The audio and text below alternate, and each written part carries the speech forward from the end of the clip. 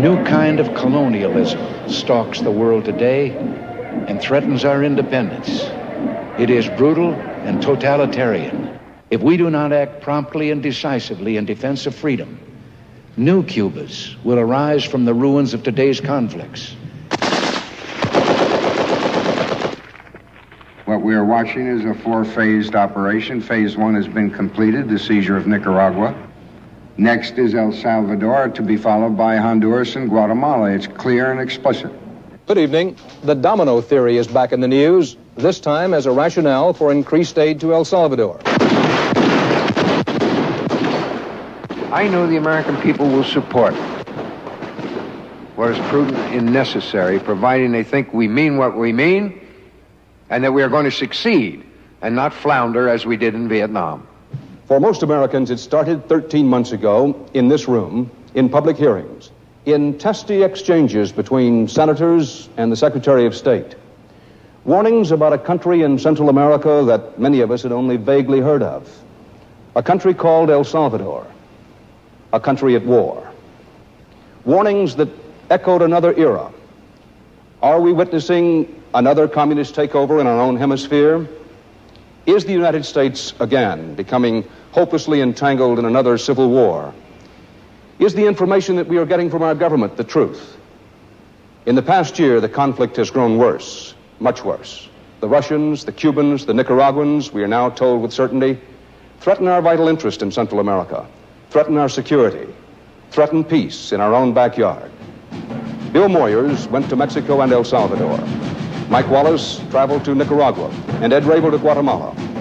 In the next 90 minutes, we'll take a careful look at Central America and at some of what we should know about its history, its people, its politics, its wars and revolutions.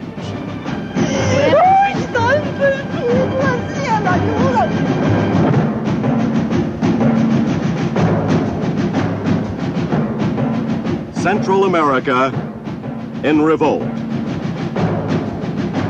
with Dan Rather and correspondents Bill Moyers, Mike Wallace, Ed Revolt.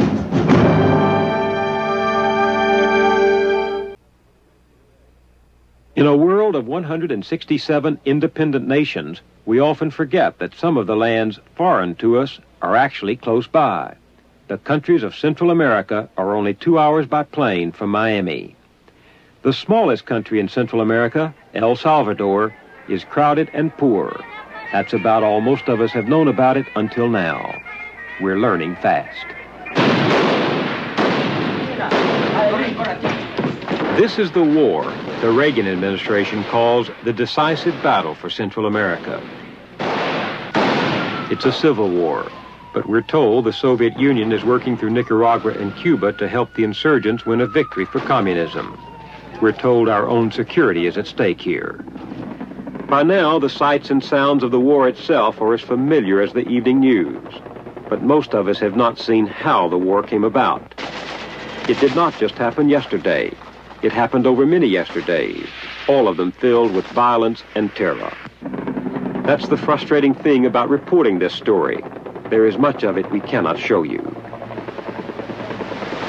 We cannot show you the Spanish invaders making slaves of the Indians to begin an era of brutal rule.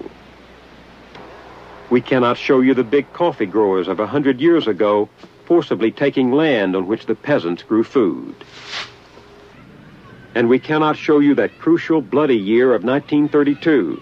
The peasants rose up and were slaughtered, thousands and thousands of them, by the dictator who served the ruling class.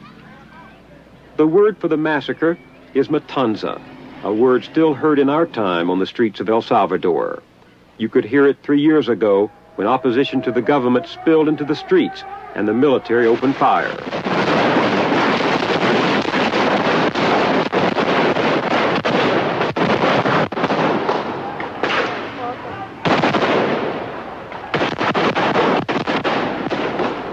"22 people died on the steps of the cathedral in San Salvador." To understand this, to understand how El Salvador became divided, afraid, and terrorized, you must know this country as the sum of its past. As You must know that land is almost the only source of wealth, and for most of the people, their livelihood. You must know that most of the land has been owned by a few thousand wealthy families who live behind these walls, or in Florida, California, and Guatemala, and that they have always used the army to enforce their rule. Every time the spirit of reform seemed about to catch on here, right-wing officers acting for the landowners snuffed it out. Extremism breeds extremism. You must know that about El Salvador, too. So on the left, guerrillas turn to bombings, kidnappings, robbery, and murder to achieve their political goals.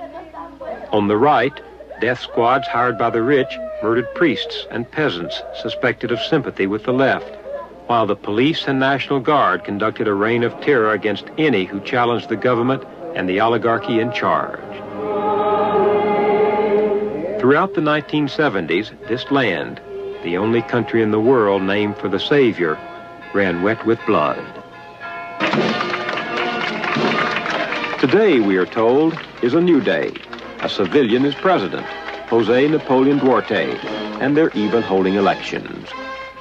We feel that the solution is democracy. The solution starts with elections. So I ask the American people to give us a chance to take this message to our people, to try to solve the formula by the formula of peace, by the formula of elections, by the formula of the will of the people. This is the important thing. Duarte's party actually won an election once before, in 1972, but the right wing of the army arrested him and threw him out of the country. 2 years ago, he was brought back, and under pressure from the U.S., placed in power by an army which wanted a civilian politician at the front of the junta. Technically, Duarte is president of El Salvador. Actually, the man with the power is the Minister of Defense. He is General Jose Guillermo Garcia. His power comes from the fact that El Salvador is still ruled by the gun, and every official who carries one reports ultimately to General Garcia. He is running the war against the insurgents, but he is also running the country. No soy el hombre más poderoso de El Salvador. I am not the most powerful man in El Salvador. A un equipo de hombres I belong to a group of people who are trying to leave a heritage to our people. positiva a nuestro pueblo. Your critics look at the record. They say that in 1932, the Army overturned the elections. In 1972, the Army arrested, imprisoned, and exiled Duarte. And that in 1977, the Army was involved in electoral fraud. And they say, why should we now believe General Garcia? ¿Ok? Usted ha mencionado You've mentioned historical events that occurred before October 15, 1979. 1979. Starting on that date, we demonstrated to the Salvadoran people that we will defend elections. And now we will respect the elections no matter who wins. So with the Army's blessings, the government is holding elections on March 28th. The U.S. says the voting will give the government legitimacy, but the strong legacy of fraudulent elections manipulated by the right has opponents skeptical. The left refuses to take part, and some guerrilla factions have threatened retaliation against people who do. The governments in both Washington and San Salvador are hoping for a large turnout nonetheless. Dr. Jorge Bustamante is the election commissioner. He is a gynecologist and new to politics. He himself refused to vote in the last elections because he thought they were rigged by the Army. It may seem absurd to try to hold an election while war rages all around you, but Dr. Bustamante is going to great lengths to try to make it work. It's natural that people have fear because of the situation of the country and because of the threats from the extreme left. But we have designed a method of voting by which you cannot identify the people that vote. We are going to use what is called the inky-pinky method. Inky-binky? Inky-pinky. Pinky, inky-pinky. By which we apply a special kind of ink that is invisible and indelible. Can you show me how it works? Certainly. We apply this ink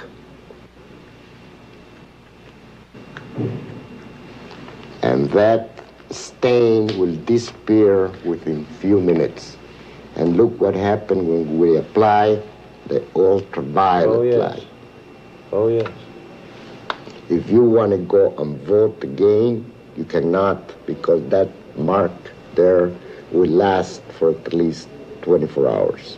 And with a crayon here, privately, with his own conscience, he marks over the party that he's in favor of.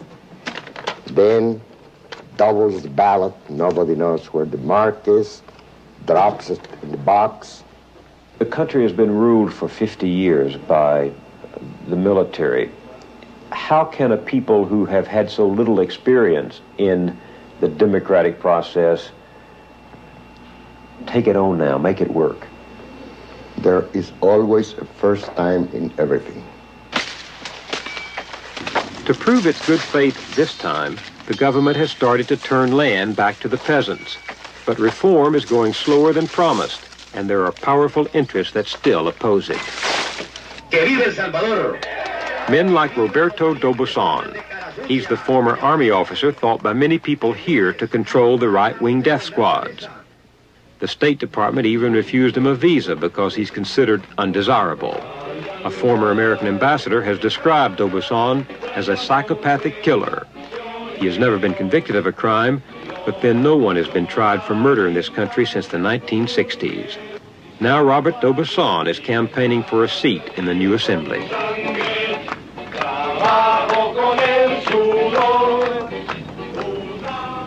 Many of the people who would have been most likely to vote in the election have already voted with their feet. The business and professional people of El Salvador are leaving the country. The middle class here could probably congregate at the country's only shopping mall and not feel too congested. The absence of a strong middle class stands in the way of democratic hopes here. It simply hasn't grown fast enough to preempt revolution. And the business and professional people still struggling to make life work must do so in the midst of violence. Many people that I personally know are dead now, so that you feel the violence very close to you. Very, very close. Do you have any idea who killed them? Not really. It could have come from various sources. I walk the streets of San Salvador and I look everybody in the eye, and I think, we know that some of them are in the city. We know that the ones who put bombs are in the city. And I look at everybody and I say, where are they? Who are they? That's a question to be answered with more certainty in the countryside. Out here is the rebels' base. Out here, the people see them often. Journalists find them here too. On this road, which just a few hours earlier was patrolled by the army, the rebels stop traffic and solicit from the peasants a small war tax. Who indeed are they? In their camp, you press the one called Baltazar. He is one of the commandantes courting public opinion, and he will take you to visit his men. But ask him if he's being helped by Russians and Cubans and Nicaraguans, and you get the answers you would expect. No, he says, the American government is exaggerating the help we get from the communists. We buy our arms on the black market, he says, and shows us his Israeli, Canadian, and American guns. But you can only see what you are shown. What you can see for yourself are the results of the guerrillas' campaign to wreck the economy of the country and bring the government down. They cut telephone poles and power lines, destroy bridges, and burn trucks and buses. This kind of war can last a long time. The guerrillas strike and disappear. The army can rarely stop them. If the guerrillas are a military problem for the Salvadoran army, they are a political problem for the United States government. The American ambassador to El Salvador is Dean Hinton. The rebellion here is trying to force, with every means at its power. There were bombs today on buses in the middle of this city in the middle of the day to intimidate the people. They have threatened every major political leader in this country. And no one will think these are social reformers. It is pure Marxist. The American people don't want communists in their neighborhood. But what's troubling them is the realization that by supporting the government and the military against those folks, they have no real protection against winding up supporting a right-wing government, the kind of government that was in existence here for many years. And I think that's behind the skepticism and the ambiguity on the part of no guarantees. This non-communist revolution is flawed because there are people here who are doing horrible things, including repression. You know, they're not all Boy Scouts on the side we're supporting either, unfortunately. The world is more complicated than that. What we can be sure of is that we are working with the people, the officers who threw out the dictator. These fellas said they were going to have elections, they're going to have them. They said they were going to have reforms, they're in the middle of carrying them out. Now, I repeat, they're not Boy Scouts, all of them. There's some pretty tough, disagreeable bastards in this operation. But we're working with people that are trying to change this place for the better.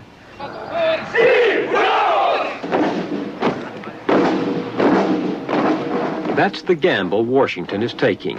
President Reagan has asked for millions of dollars in economic assistance to El Salvador and is offering more aid and support to its army. The risks are great, in part because we're giving aid to a government that cannot control the violence of its own supporters. The guerrillas are not the only source of terror here. Every morning, the women come to where the church tends the wounded. They are the mothers and wives of men who have disappeared, and if they're found at all, are found mutilated and murdered. The women come here hoping for news, praying they will not find someone they know among the albums of the dead. Did you see the men who came for your husband? Eran la Fuerza Armada y los cuerpos de seguridad. It was the armed forces and the security police. I saw them. How many men did you see? ¿Cuántos hombres? Cuando ellos capturan, es sin contar porque son camionadas las que llegan. She said a lot of them because they came in big trucks. Well, why did they single him out? No le puedo decir, solo ellos saben por qué asesinan. Only they know because they murdered. Did she and her husband talk politics? Did he talk about the government or against the government? Él hablaba del gobierno, de la política con usted. Conmigo no. No, with me never did. Él simplemente un sastre que en su casa trabajaba. He was just a simple tailor who worked at home. What does she think has happened to him? Bueno, lo que puedo creer es de que ya está muerto, porque imagínese que ya cumplió un año y hasta esta fecha yo no sé de él. It's been a year since he disappeared, so I think that he's dead. How many children do you have? ¿Cuántos hijos tiene usted? A mí me dejó 5 niños. He left me with 5 children. What do you tell them about him? ¿Qué es lo que dice usted a los niños? Mire, lo que les digo cuando me preguntan, porque en realidad a mí me da lástima, lo que les digo que él está lejos. It hurts me very much when they ask about him, but when they do, I tell them that he's far away. In these faces is more than pain and grief. There is the fear of people who long have been at the mercy of brutal regimes and must now live without assurance that life will get better whatever happens. Tough and ruthless men are at war in this country, men likely to dismiss political results that do not go their way. None of the assumptions here are provable. You cannot prove the army will accept civilian rule. You cannot prove the right will disband its death squads. You cannot prove the guerrillas will not impose a tyranny of their own. You cannot prove we are helping to end the misery or prolong it. South of El Salvador is Nicaragua, a small country, only 2.5 million people. But what is going on there is of immense concern to the U.S. government. For just a few years ago, Nicaraguan guerrillas too were fighting a military-backed regime. But now those guerrillas, the Sandinista Front for the Liberation of Nicaragua, now they have taken over. Theirs is the first successful revolution in Central America. They have already rebuilt their army until it has become the largest such force in the region. But what worries Washington more is that they believe the Sandinistas intend to export their revolution to their neighbors. First, to El Salvador. Father Miguel de Escoto is Nicaragua's foreign minister. Father Descoto, William Casey, who's the head of the CIA, as you well know, says that the insurgents in Salvador are being directed from Managua with the help of Cuba, Vietnam, the PLO, and the Soviet Union. You smile. You laugh. This is what they have been saying time and time again. It's not a matter that they are mistaken, because I don't think that they are mistaken. They know exactly what the truth is. They are just lying, which is different from being mistaken. There is a different view in Washington. Thomas Enders is Assistant Secretary of State for Inter-American Affairs. Yes. The war is run out of Managua. Yes. And that they are shipping vast amounts, considerable amounts of arms. Particularly in the last 8 weeks. We've developed a lot of intelligence on this, which, as you know, we've given to the 2 intelligence committees on the Hill. So when Descoto says none, they're simply lying. They're simply lying. I asked Foreign Minister Descoto what he thinks is really at the root of U.S. concern about Nicaragua. They want to keep control, dominion over this area the way they have had it up to now. And our example of a country that wants to call its own shots, that wants to decide its own destiny, that wants to develop its own foreign policy, it could be a very, very bad example. To understand where Nicaragua is heading, you have to know where it has come from. The young rebels who took to the streets in insurrection were battling a family that had ruled Nicaragua for almost 50 years, the Somosas. A family installed in power by the U.S. government following 20 years of occupation of Nicaragua by the U.S. Marines. Though their countrymen were desperately poor, the Somoza family amassed a huge personal fortune, as Anastasio Somoza himself acknowledged to Dan Rather shortly before being ousted by the Sandinistas in 1979. General, I've been told that your wealth is in the neighborhood of $500 million. Well, that's what the people who adverse me say that. But I think we're around $100 million. You own the national airline? No, we're shareholders of it. You're a major shareholder in the airline? Yes. You own the national shipping line? Yes, I founded that. Including your own port, Port Somoza? Also, we founded that. You own the Mercedes-Benz dealership for the country? Yes, I got that when I was a major in the Army. You own the leading television station? Yes. Radio station? You own a newspaper? Yes. You own the biggest hotel in Managua? No, we're shareholders of it. You own hundreds of thousands of acres of land? Yes. You own cattle? Yes.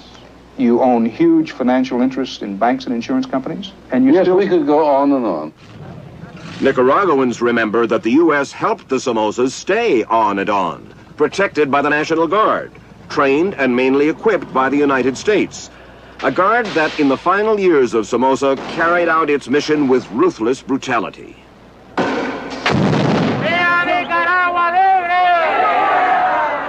Such was the widespread revulsion toward the Somoza family that when their regime was finally toppled in July of 1979, the victorious revolutionaries were a broad-based coalition of Nicaraguan society, the church, big business, students, city dwellers, farmers. But as it turned out, the fall of Somoza was just a political beginning. The real revolution in Nicaragua has been going on ever since. A revolution in which the Catholic Church is itself caught up. Miguel Descoto, for example, is only one of 4 Catholic priests who hold high positions in the new Sandinista government. And he says the church itself is undergoing a much-needed revolution. And the Catholic Church had lost its way, had become the representatives of the ruling classes, and is only refinding its way now? There's no doubt. Historically, throughout Latin America, they are refinding that way. The whole church is refining its way. But it has been a slow process, and it has been slower in reaching the hierarchy. One way to understand something of what is going on inside Nicaragua is to talk with the Catholic priests and nuns who are working for the revolution. Sister Pat Edmiston, for instance, is a nun from the Maryknoll order. Originally from New Jersey, she has been in Nicaragua since 1974. She lives in Ciudad Sandino, a sprawling shanty town for some 60,000 poverty-stricken people on the outskirts of Nicaragua's capital, Managua. Most of her effort goes to helping local leaders set up community development projects. She readily acknowledges she is very much caught up in the Sandinista revolution. The system has to be changed. Nicaragua is saying we lived under capitalism. It did nothing for the majority of the people. So now let's try something else. And the thing is that in today's world, there's two basic powers, two basic systems. You have the communists and you have the capitalists. Why does it have to be only those two systems? And this is what Nicaragua is saying. We want something that you take a little from this one, a little from this one, a little from... We're going to try to make something that's new. That's what really feels like, for us working here, is almost a privilege. Most of the people in Ciudad Sandino are poor, many of them desperately poor. And the new Sandinista government is trying to help them. With health care, for instance. Health care under the Sandinistas. For the 60,000 people of Ciudad Sandino before the revolution, there were just six medical workers, 2 doctors, 2 registered nurses, 2 practical nurses. Today, 77 medical personnel, 10 doctors, 3 dentists. And what used to be a fire station is now a health clinic.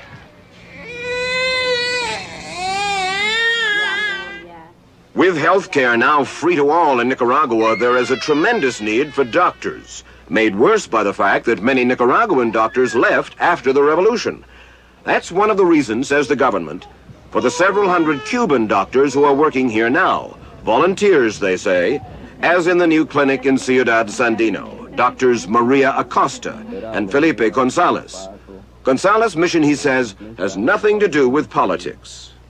A Cuban Marxist, a Catholic nun, working side by side for Nicaragua. Strange? Es que los marxistas, los católicos y todo el mundo tiene el mismo sentido humanitario. What he said, that it doesn't make any important. I mean, it doesn't make any difference if you're Catholic or if you're Marxist. Or Marxist. The line doesn't make any difference. He says what's important is that you work for humanity. And you, sister? I feel exactly the same way. But there are those who will say you are an instrument of Soviet imperialism. I don't believe. You are only helping yes. Nicaraguan babies. Yes, only. There has also been a dramatic improvement in education. For starters, a nationwide campaign that has reportedly reduced illiteracy from 50% to 11%. There are more teachers and better classrooms in Ciudad Sandino.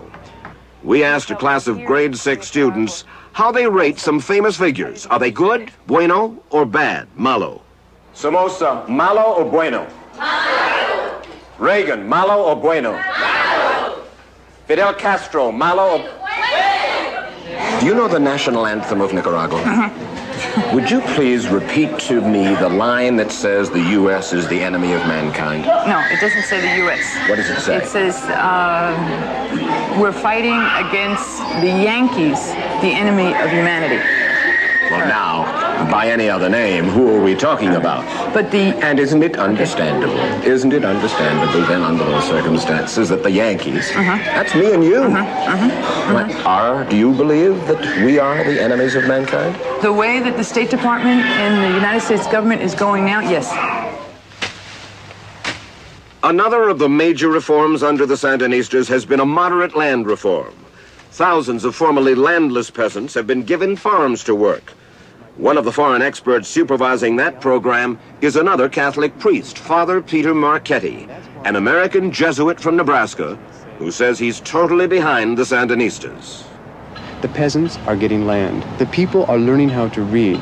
There's a development and the preparation for elections in this country. There is no torture going on here as is going on in El Salvador and Guatemala. I look at that, and for the fact that lies before my eyes, I say this must be supported.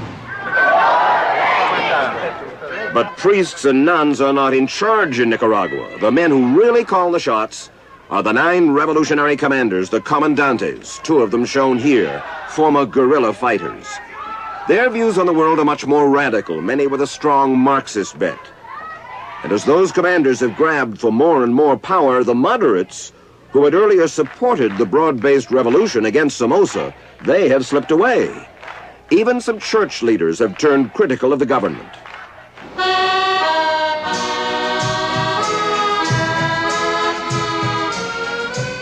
Nicaragua's Archbishop Obando y Bravo. Of peasant origin himself, he opposed the Somoza government. He was for the revolution. But lately, he has been increasingly disenchanted by the radicalization of the Sandinista regime. And on its part, the Nicaraguan government says the Archbishop is the leader of the so-called opposition church, in league with the rich and those who would fight reform. Monsignor, the Sandinistas, the government say that you and the Catholic bishops have become more and more hostile to the government. Why? Propiamente, nosotros no. We are not hostile to anyone. We are pastores. And as pastors, we have to carry out our job. And that's to denounce injustice. You cannot make the revolution absolute. You cannot treat it as an idol. We should be able to criticize it when necessary. Is this government going toward Marxism-Leninism? Los líderes de la revolución. The leaders of the revolution always say that this revolution is authentically Nicaraguan, that it is genuine. But there is no doubt that some of the leaders of the Sandinistas have publicly stated that their orientation is Marxist-Leninist. What worries the Archbishop and other moderate critics of the regime is that the circle of freedom in Nicaragua is getting smaller and smaller. The major newspaper, for example, is La Prensa, a paper of the opposition. Yet it's been shut down 5 times over the past 9 months for printing material to which the government objected.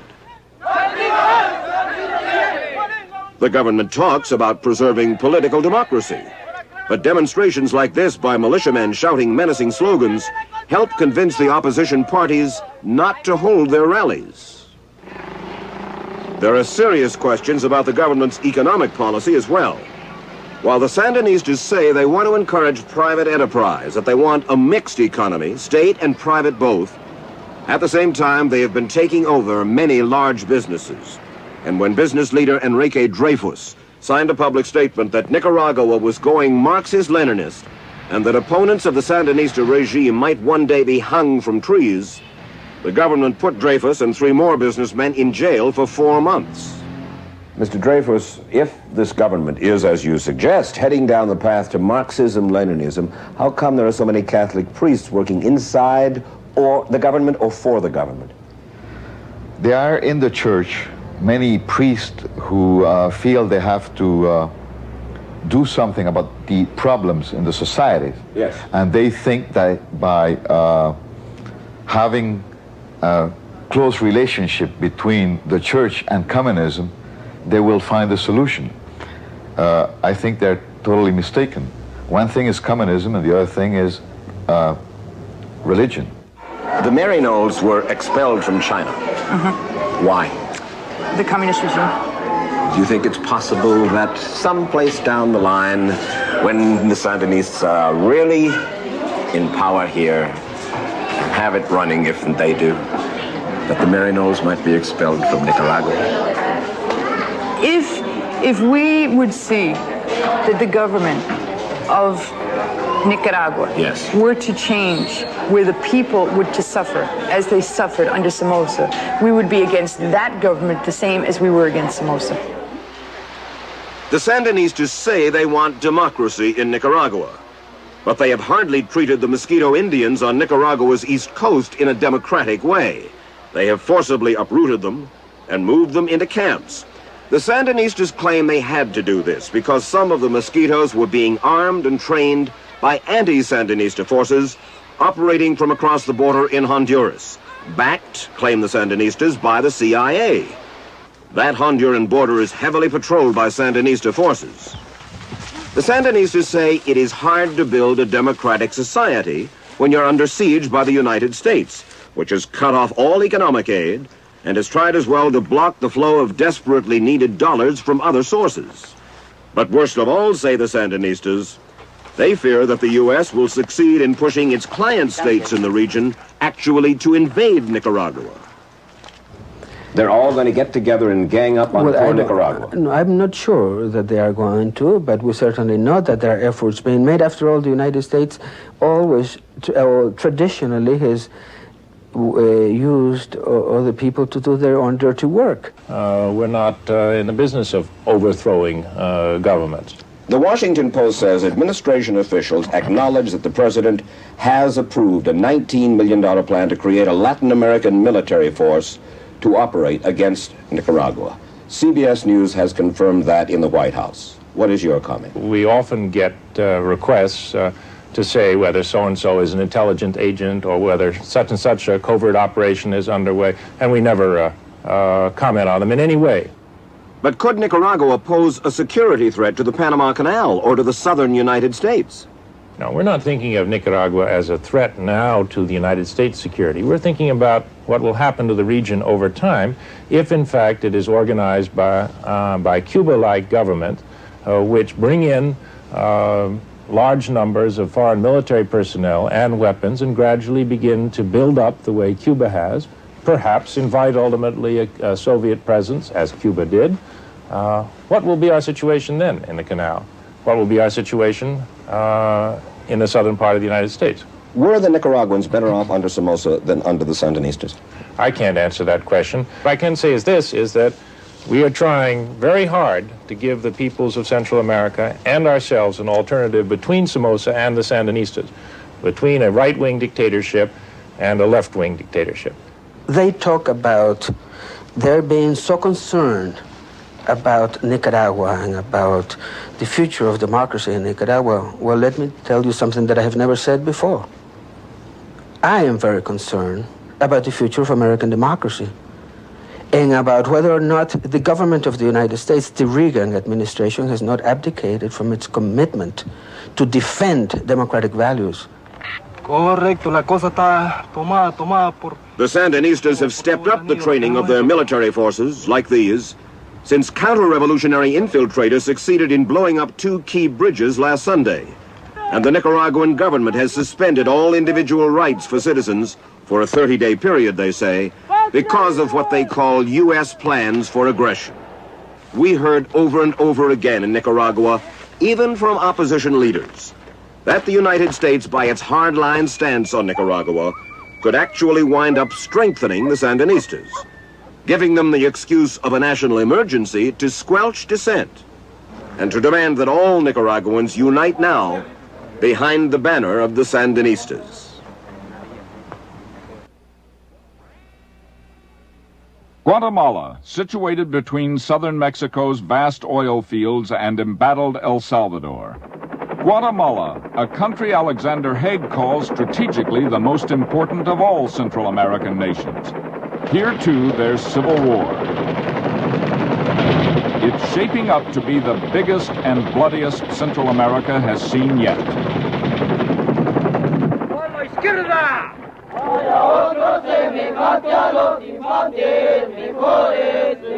On the face of it, the 17,000-man Guatemalan army seems fully capable of protecting the military dictatorship in power here. But their control is slipping. Lately, the fighting has been brutal, and the boys in uniform are getting nervous. Their opposition is growing stronger. There are now some 6,000 armed guerrillas pledged to revolution here. And many of Guatemala's once passive majority Indian population are joining in the revolutionary struggle. I'm Ed Revolt. Recently, I spent 2 weeks in Guatemala. General Benedicto Lucas Garcia is brother of Guatemala's president and chief of the Guatemalan Armed Forces. I ask the people of the United States not to forsake us. They should support us. Don't isolate us or assume a bad image of us. Guatemala is a country that is strategically situated. If it is conquered, Mexico will fall, and other countries will fall, and immediately the United States will have great problems. The stakes are high here. Guatemala, our State Department will tell you, is the prize of the region, the most cherished banana republic of them all, a country 5 times the size of El Salvador, and a country rich in natural resources. There is even oil here, enough, some have speculated, to fill 10% of United States oil needs. Guatemala is also the most populous and most industrialized of Central American nations, with a large, cheap labor force that over the years has attracted sizable American investments. 190 U.S. corporations do business here. 44 of the outfits are Fortune 500 blue-chip giants. No wonder Guatemala's widening civil war has businessmen and Washington worried. At the Honduras-Guatemala frontier in the town of Nueva Ocotepeque, arrival of war correspondents to cover the Guatemalan uprising. The roots of Guatemala's current troubles date back to the 1950s. It was a time when the United States did not hesitate to intervene. In 1954, in a plot called Operation Success, the CIA overthrew perhaps the only democratically elected president in Guatemalan history, Jacobo Arbenz. His land reform program had offended the powerful and influential American-owned United Fruit Company, then the largest landholder in Guatemala. Arbenz was labeled a communist. The CIA moved to install a man that Americans could do business with, Colonel Castillo Armas. It was the end of democracy. By 1955, Vice President Nixon was sent down to help celebrate.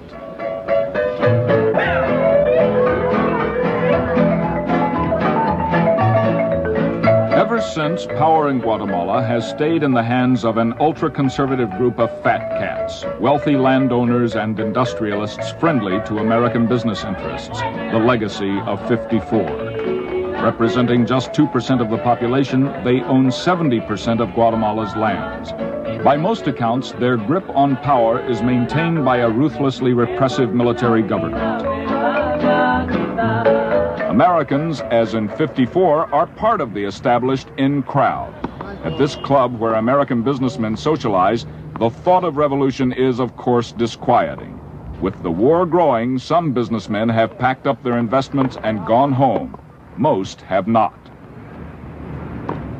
This is strategic. It's the security of the United States, because if you look at it, the communists have Nicaragua. Lock, stock, Fred Sherwood is a leader in the American business community who's lived in Guatemala for half his life.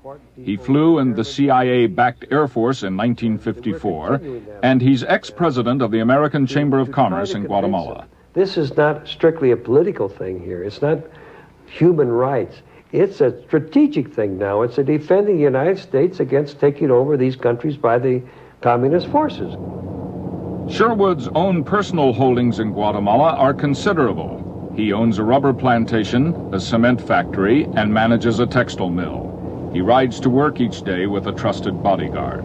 He plans to fight to stay here. After all, Guatemala is a businessman's dream. Profits are high, costs are low. Wages at Sherwood's textile mill are $4.50 a day. We have a large labor market, and the workers are very good. You teach them, and they don't mind doing the same thing day after day, the routine. Like the Americans, usually they like a variation. But here the people do the same thing day after day, and they're very good. Is the government pretty cooperative? Oh, yes, they are very, very cooperative. We don't have restrictions as to environmental things, and there are just no restrictions or rules at all, so that makes it nice. Are the people here oppressed in any way? I don't think so. Really, I don't think so. I know of no individual. I know of no one. I've lived here for 36 years. I've been in farming, in industry, in commerce, and I don't know of anybody being impressed. No one forces them to do anything. And I think this is just something that some reporters have thought up. The majority of Guatemalans see a different country than Fred Sherwood does. 70% of the population lives on only $74 a year. Half the people can neither read nor write. Child mortality rates are the highest in Central America. And people struggling for reforms know that oppression is not just something a reporter thought up. Luis Godoy was a community leader. On the morning of January 28th, his tortured body was found outside a community school he was building. For the past 4 years, Godoy had struggled to bring running water, sewers, and housing loans to the people of his neighborhood. Friends blamed the government for his murder.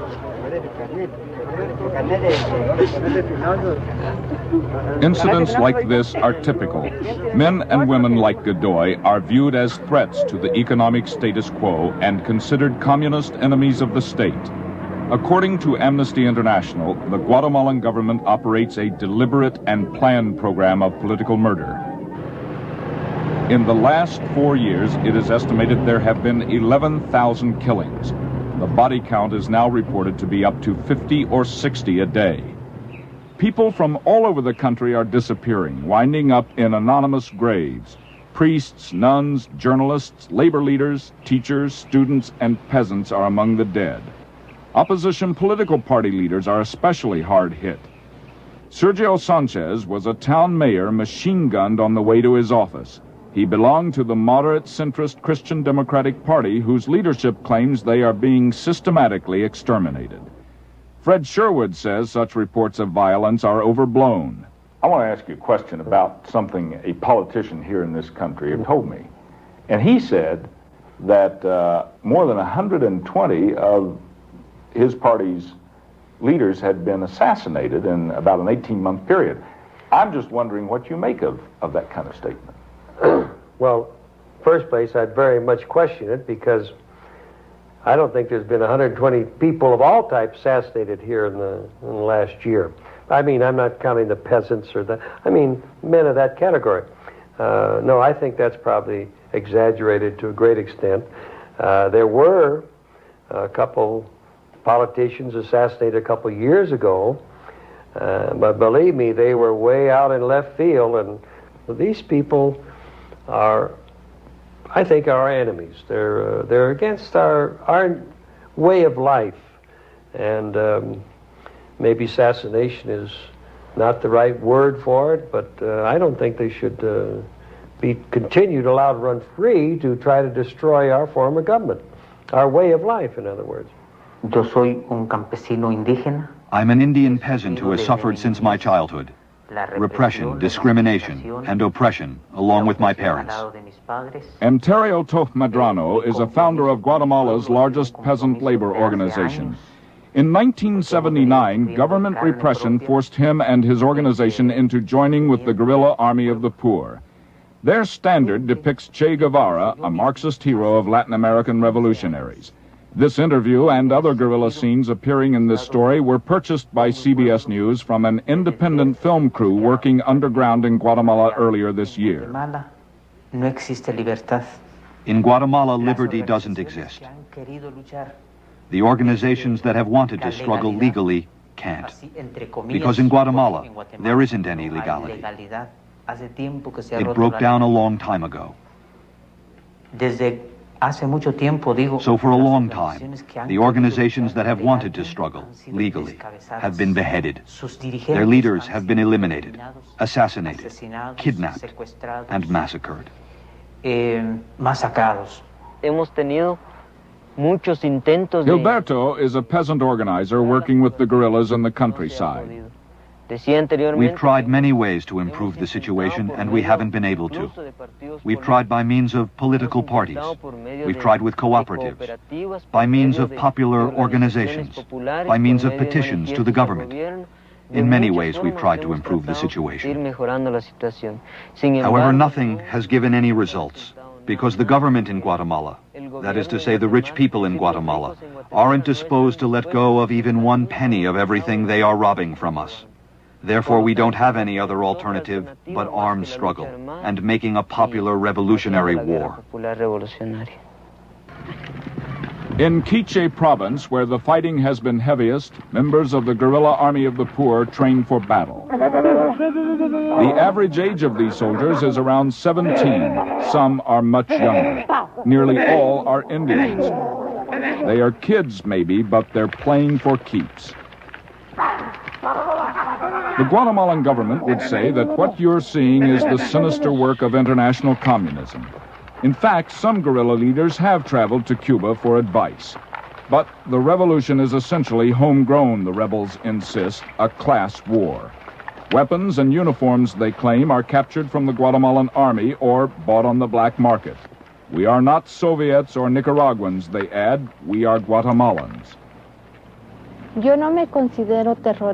don't consider myself a terrorist, nor a subversive, because the only thing I'm doing is to struggle so that our children could have a good education. Isabel is an Indian woman and guerrilla supporter. She says her husband was captured and tortured by the army. So that's why I'm struggling. It's not that I would be a terrorist, because I would never take up a weapon and go kill people who aren't doing anything to me the way the army is doing. They take their weapons, they take their tanks, their mortars and their planes, and they go to massacre complete villages. They go to bomb. This is terrorism. The prospects for peaceful change in Guatemala are slim. Elections held 2 weeks ago offered no new hope. While in El Salvador, a political middle ground exists with which United States officials can make alliances, in Guatemala there is no middle ground. Elections are little more than negotiated settlements among groups of right-wing politicians. As expected on March 7th, amid the usual charges of fraud, the government candidate won, former Minister of Defense General Angel Anibal Guevara. His election assures Guatemala 4 more years of government as usual. Alternative candidates in the recent elections proposed few refreshing or new ideas. Leonel Cisniego Otero was the vice presidential candidate of the National Liberation Party, nicknamed the Party of Organized Violence. Well, organized violence is something.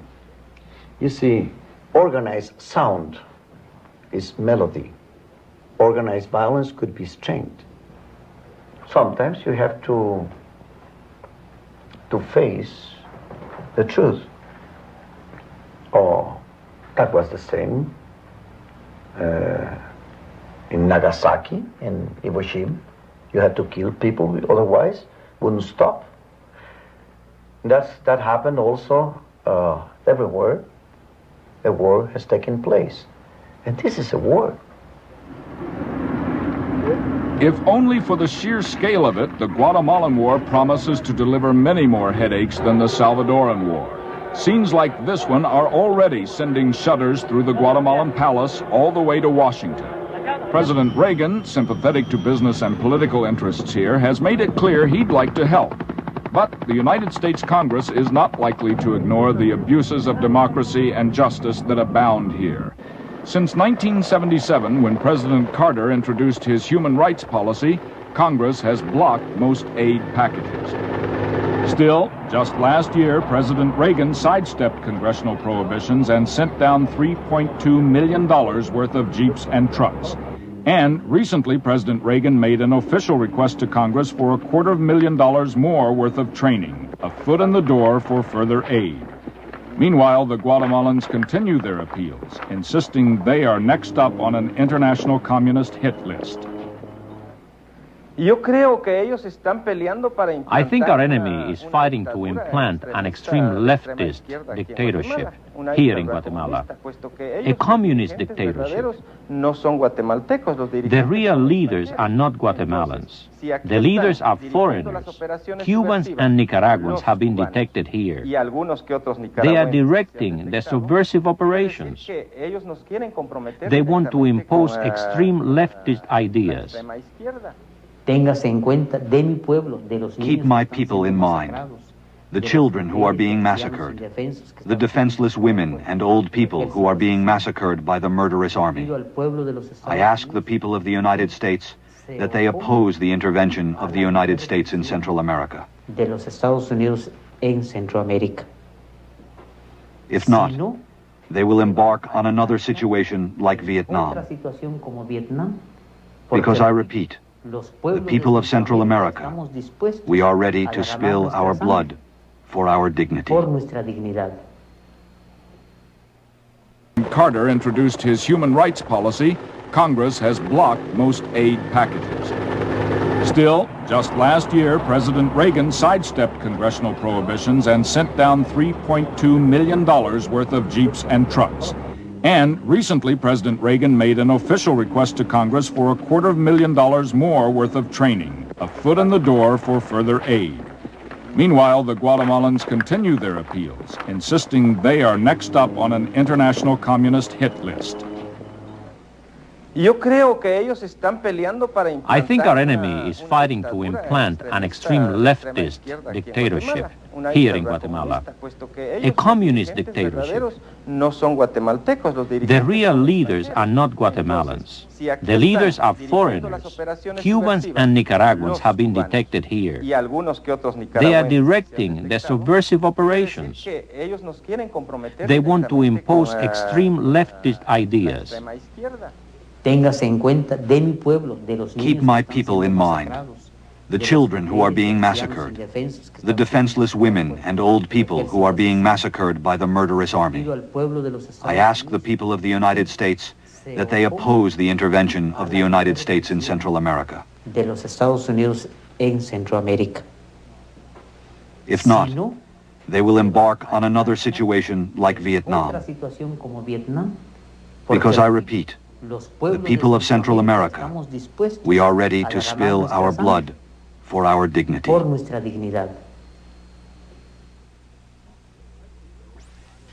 Mexico, right on our border, worries about unrest in the region, but even more about American overreaction. To Mexico's President Lopez Portillo, the Reagan administration has it all wrong. The struggle in Central America is not an East-West confrontation, and the Cubans are not after Mexico's oil fields. I know my Cuban brothers and sisters. We have always supported each other, and neither of us would try to take what belongs to the other.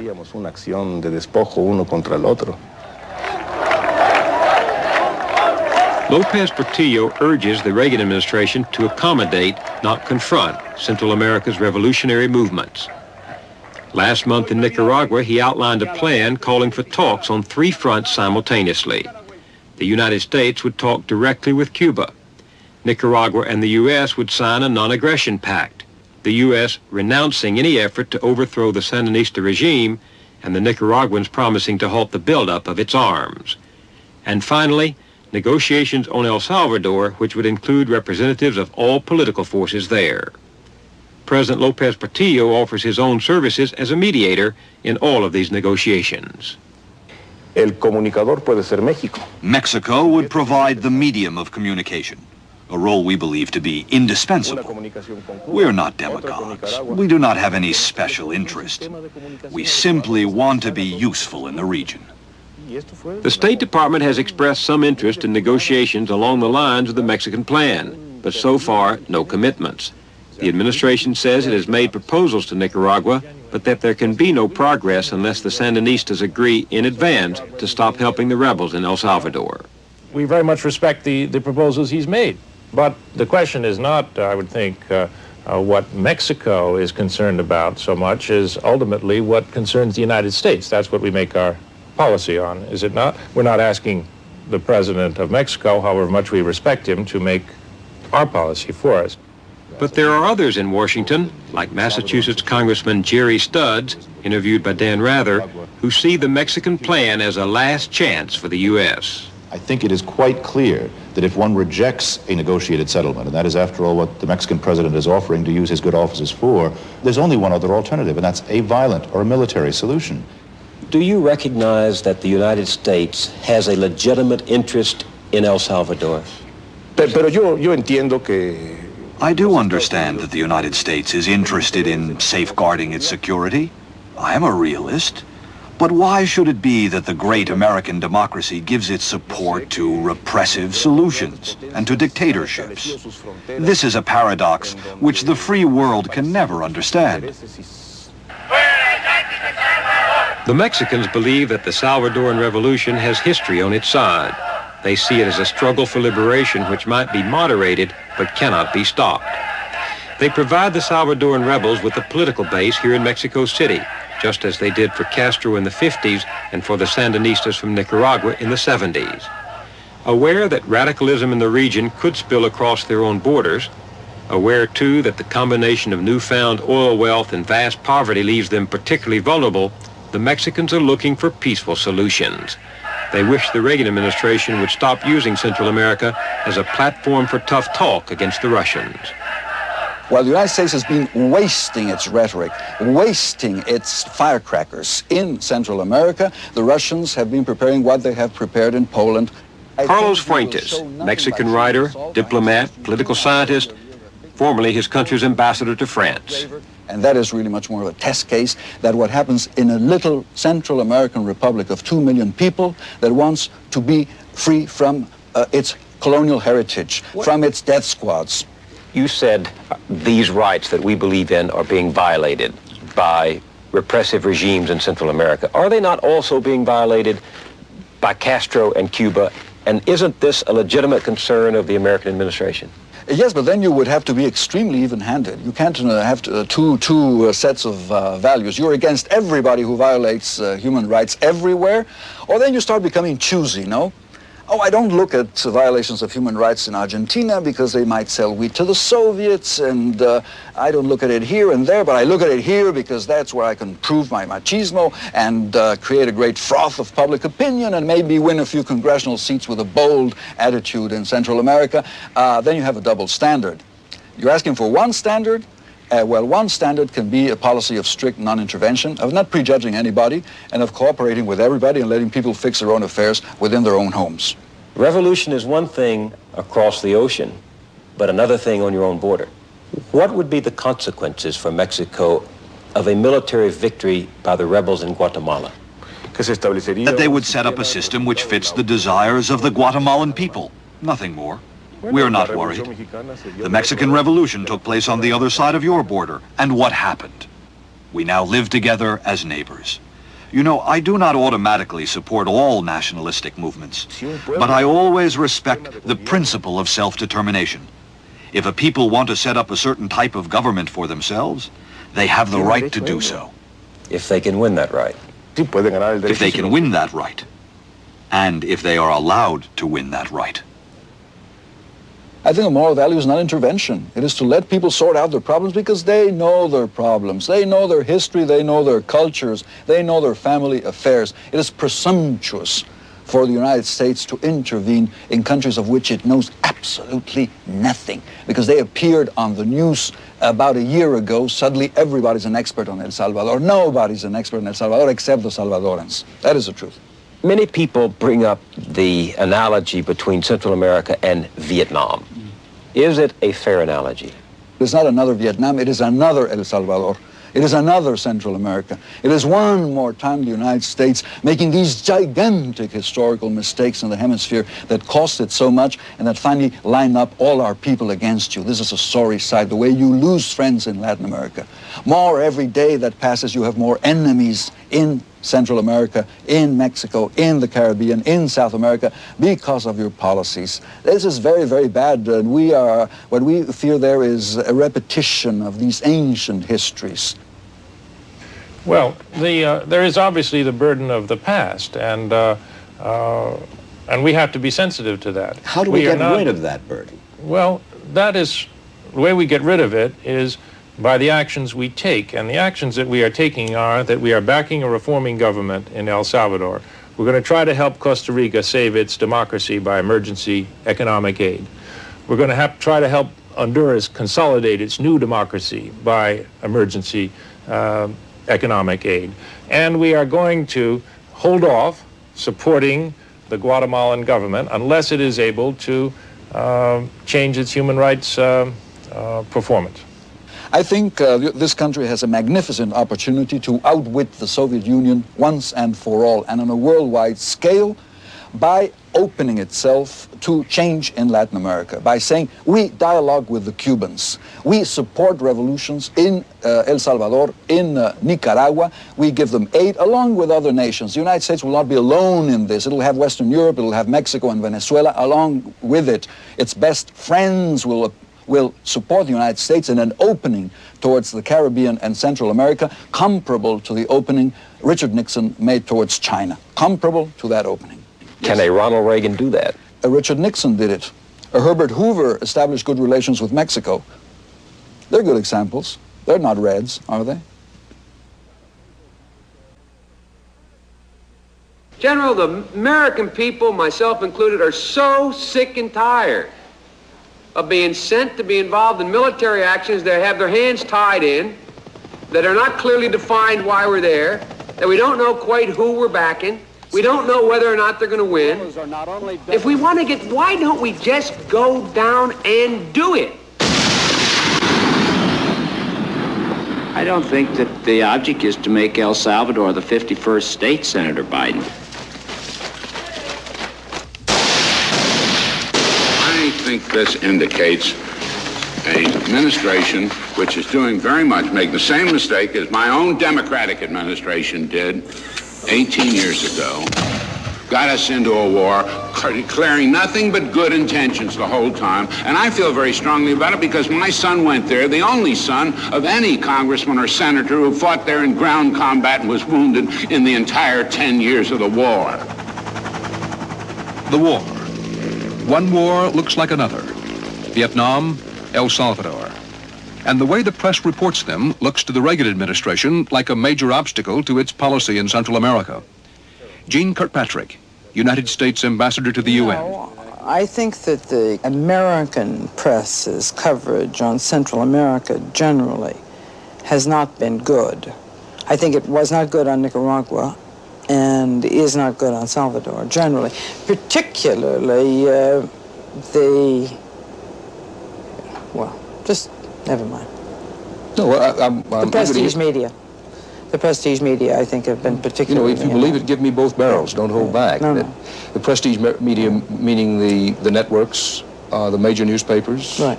I think CBS has been particularly bad, if I may say so. I think the New York Times, the Washington Post, CBS have been really pretty major offenders in in unbalanced, and I would consider therefore inaccurate coverage. I think they suffer from the Vietnam syndrome, if I may say so. I really believe that there is a kind of Vietnam hangover, which makes them predisposed, really, to disbelieve, or leaves them predisposed to disbelieve the U.S. government.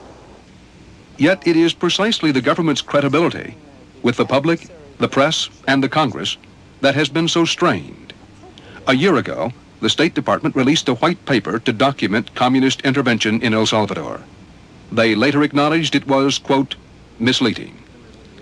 Last month, Secretary Haig used a photograph in a French magazine to support another argument in the administration's case. Although I think, like all Americans who are subjected today with an onslaught of highly disturbing reporting on the scene and a great focus of attention on abuses of the right, that sometimes distorted pictures can be drawn, and I drew their attention, for example, to the photographs in Figaro this week in Paris, which showed the most atrocious, genocidal actions that are being taken by the Nicaraguan government against their Indian populations along the East Coast. That picture, it later turned out, was not that at all. It showed Red Cross workers, for health reasons, burning the bodies of victims of Nicaragua's civil war in 1978. I think that's appalling. It's appalling that Figaro magazine, which is a French magazine that has nothing to do with the U.S. government, published those pictures in a way that was misleading. As appalling as that was. Now, I think that the Secretary of State,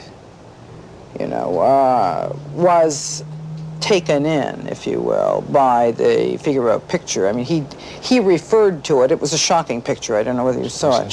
He referred to it without doing any independent checking on that Figaro picture. It was appalling for Figaro to run it. How appalling it was for the Secretary of State of the United States to use this as, quote, evidence. But I didn't actually ever see the context. I didn't see what he said about it. These are items that people read in the newspaper, see on television, hear on radio, and it seems obvious to me, at least, that it does undermine the credibility, justifiably or unjustifiably, it undermines the credibility of our government.